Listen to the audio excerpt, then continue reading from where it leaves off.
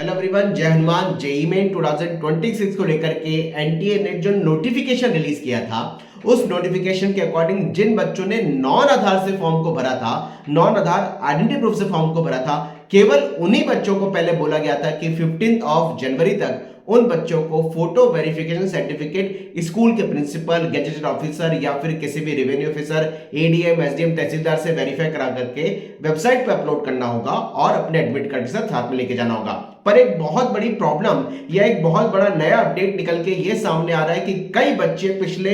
3 दिनों में ऐसे सामने आ चुके हैं जिन्होंने फॉर्म को आधार कार्ड से भरा और आधार कार्ड से फॉर्म भरने के बावजूद भी उनका फोटो, लाइव कैप्चर फोटो उनके यूआईडीआई रिकॉर्ड से मैच नहीं हुआ, ऐसा एनटीए ने बोला। और उनको भी वही प्रोसेस जो नॉन आधार वाले कैंडिडेट का फोटो आइडेंटिटी वेरिफिकेशन, जो उनका लाइव कैप्चर फोटो से मैच नहीं हुआ है, वैसा प्रोसेस आधार वाले बच्चों को करने के लिए कहा गया है। अगर आपने आधार कार्ड से फॉर्म को भरा है तो आप ये मत समझिएगा कि उन्हीं बच्चों को ये प्रोसेस कंप्लीट करना है जिन्होंने नॉन आधार से फॉर्म को भरा और एनटीए ने उन्हीं को मेल भेजा है, ऐसा नहीं है। एनटीए ने जिन बच्चों का फोटो बहुत पुराना है, जिन बच्चों के आधार कार्ड में फोटो बहुत पुराना है, उनका live capture photo UIDAI record से मैच ना होने पर उनको भी एनटीए ने बोला है कि 15 जनवरी तक आपको ये प्रोसेस करना होगा, आपको फोटो आइडेंटिटी सर्टिफिकेट वेरीफाई कराना होगा और वेबसाइट पे अपलोड करना होगा और एग्जाम सेंटर पर लेके जाना होगा। तो अगर आपने आधार से फॉर्म को भरा है,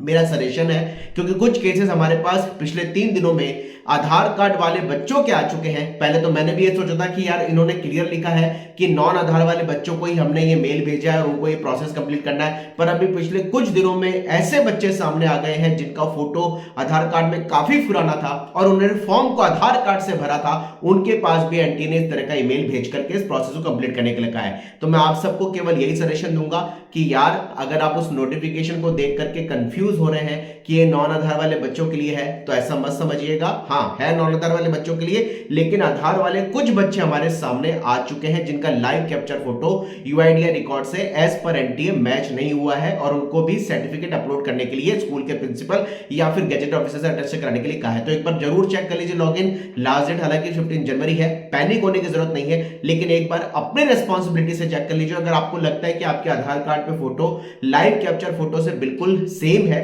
ज्यादा आपका फोटो पुराना आधार कार्ड पे नहीं है, तो आप उस चीज का आइडिया लगा सकते हैं। पर एनटीए ने आधार वाले बच्चों को भी मेल भेजा है और इस तरह के प्रोसेस को कंप्लीट करने के लिए कहा है, जो कि उन्होंने नोटिफिकेशन में मेंशन नहीं किया और ये एनटीए की ब्लंडर है। एनटीए को लिखना चाहिए था कि यहां नॉन आधार वाले बच्चों में से कई केसेस भेजे हैं, लेकिन आधार वाले बच्चों के भी कई केसेस हमने भेजे हैं, जबकि एनटीए ने केवल नॉन आधार का ही एडमिट कार्ड, नॉन आधार वाले आइडेंटिटी का ही उन्होंने जिक्र किया है और आधार वाली आइडेंटिटी का जिक्र नहीं किया, जो कि गलत बात है। कमेंट बॉक्स में लिखिए कि आप उनमें से एक हैं जिन्होंने आधार कार्ड से फॉर्म को भरा है और आपके पास एनटीए से मेल आया है। Wish you all the best. जय हनुमान।